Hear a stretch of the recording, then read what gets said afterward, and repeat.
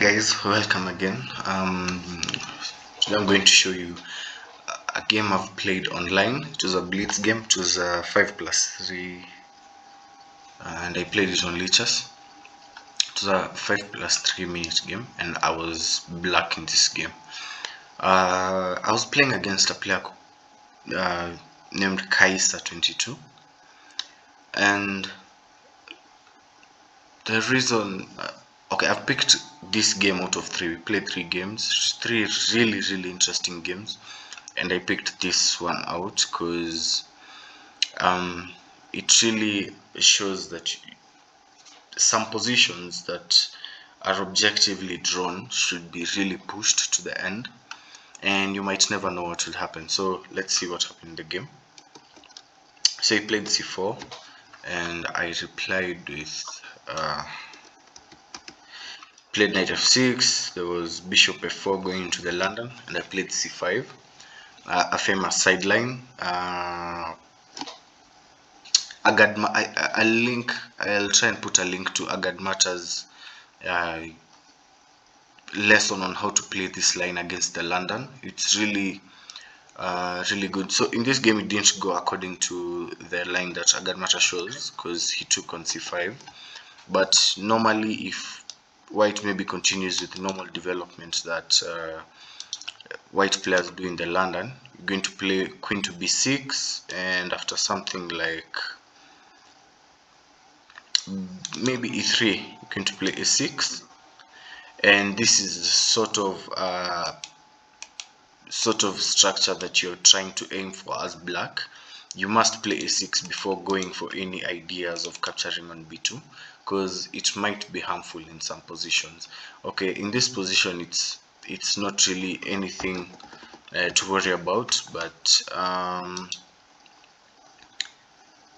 maybe if they play e3 and queen b6 and now knight to c3, you can't really go for the pawn on b2 immediately, because knight to c5 is objectively winning for white. It's completely winning. So you have to play a6 before like going for the b2 pawn to prevent the knight to b5 jump. So I'll put a link to the description for the video that Agadmata teaches about this line. But my opponent here didn't go for the line to c5. He played d6 immediately, developing and opening up for my bishop. He played c3 and I took. He played knight to f3, and he played pawn to d5, taking as much space as I can on the center, because my pawn is controlling e4 and c4 effectively, and the knight is helping in the control of the e4 square. He is only controlling the d4 square in the center, because all his pawns are looking at the square, but there's nothing more that he's really doing. Maybe controlling e5 with the knight and the bishop, but it's much better to control squares with pawns, especially at the start of the game, because pawns cannot be moved but pieces can.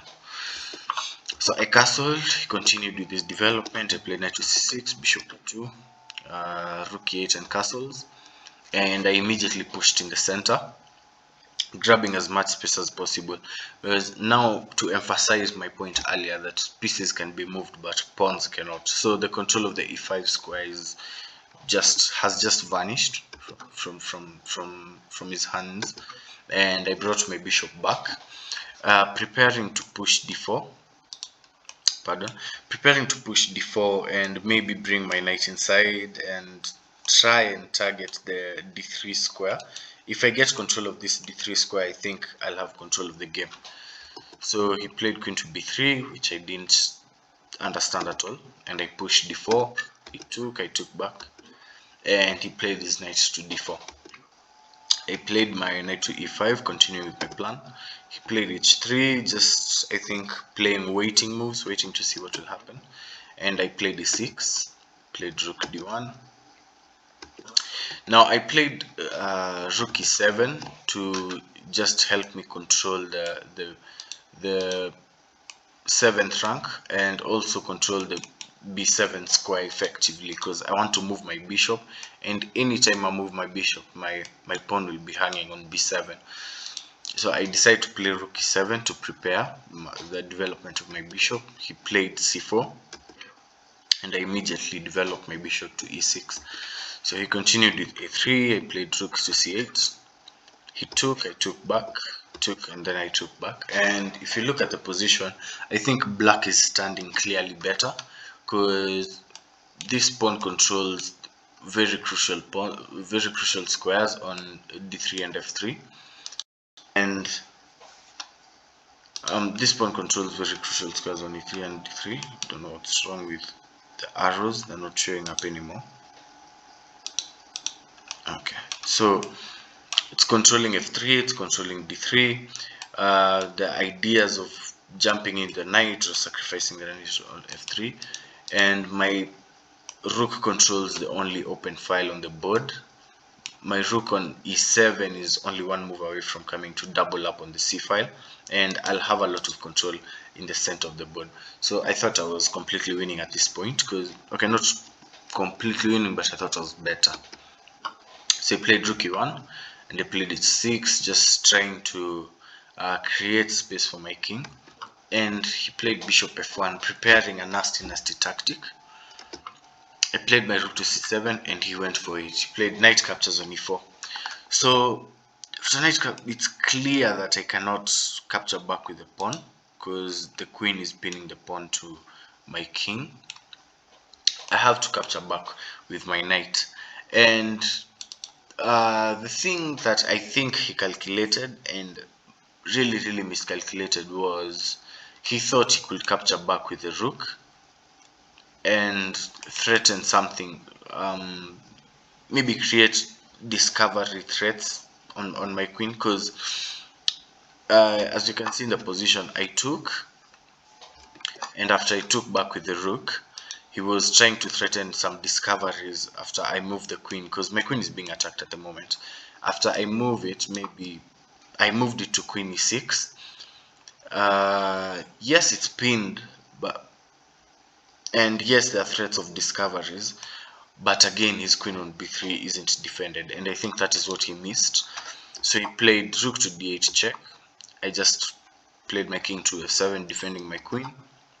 He moved back with the queen. He took some time trying to find the next move here, because he didn't really want to trade queens. He's already sacrificed a knight for an attack that just disappeared. So he played his queen back, trying to protect as many pieces as he can, and trying to regather himself and launch a new attack.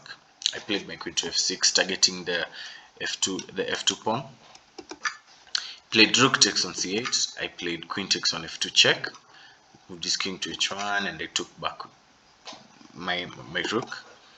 Played rook to e2, and at this point we were both okay. I wasn't in time trouble, but he was, because he spent a lot of time trying to calculate the tactic that didn't work.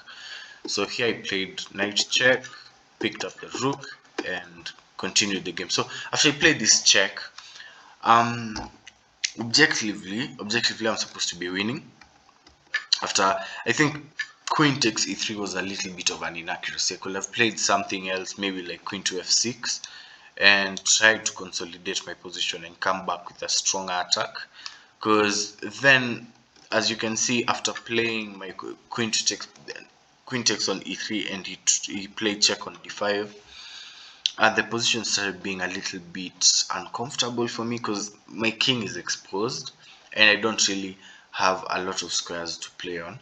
I thought I had like king to f6, but in real sense it wasn't there. After the check and this check, he played check and picked up my rook in the corner.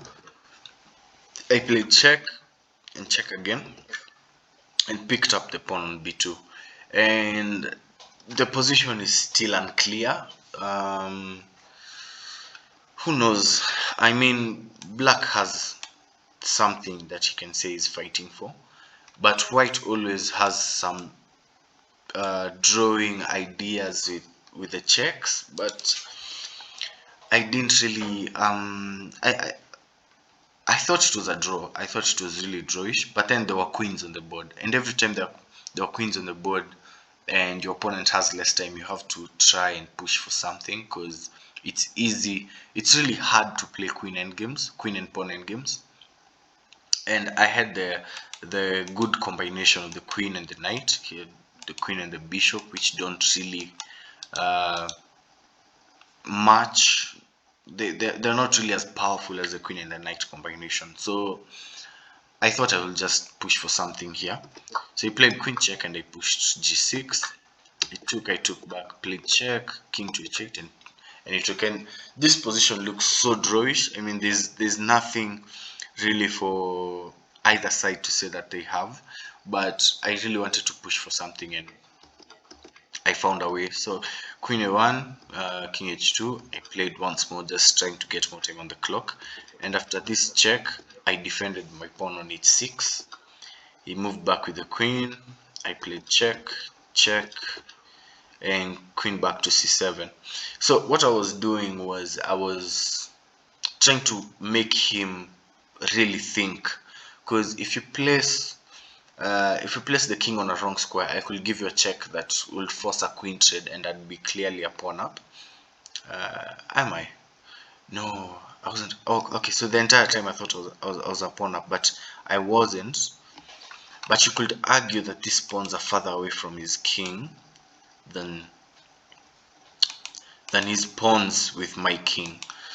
So I thought I would be winning because of just that evaluation of the position. So he played check, and my idea from here was I was trying to run away with my king and come and hide behind the pawns.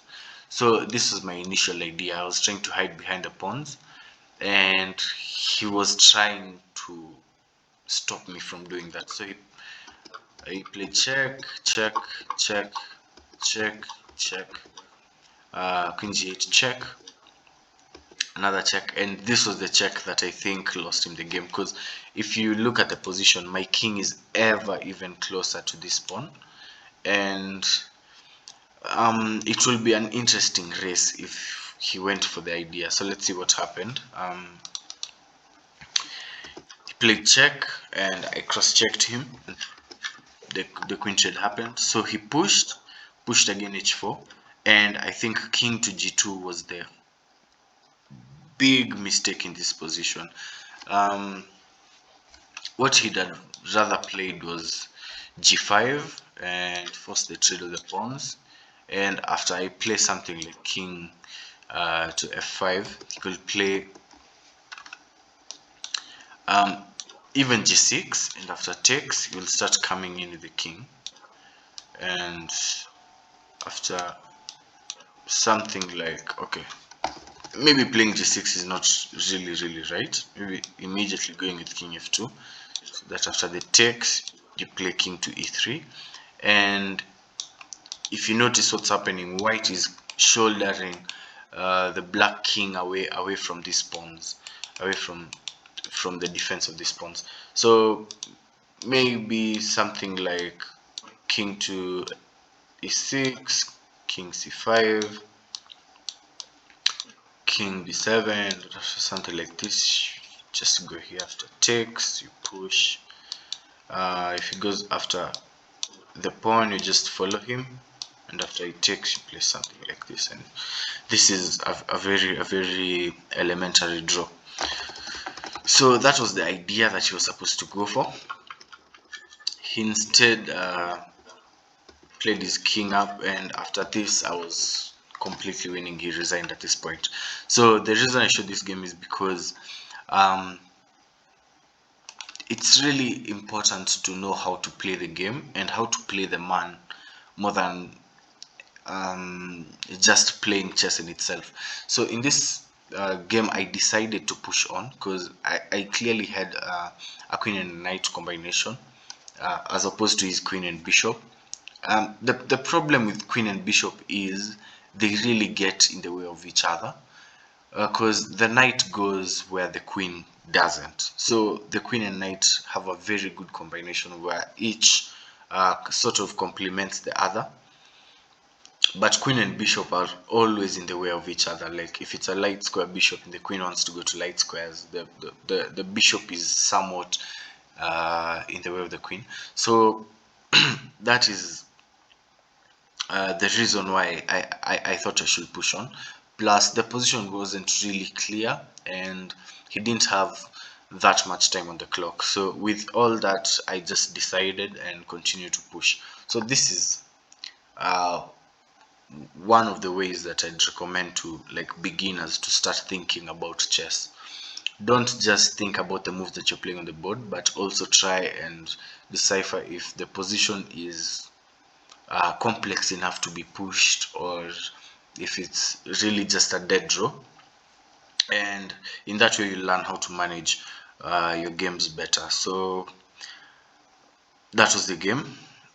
Remember to subscribe, remember to comment and to like, and yeah, have an excellent rest of the week.